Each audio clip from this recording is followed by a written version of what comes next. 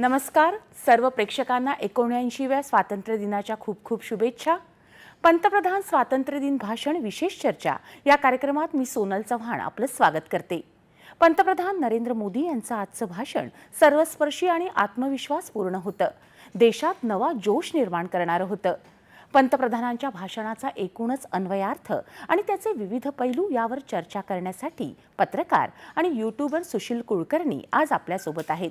नमस्कार सर, कार्यक्रमात आपलं खूप खूप स्वागत आहे। आज तुम्हीही पाहिलं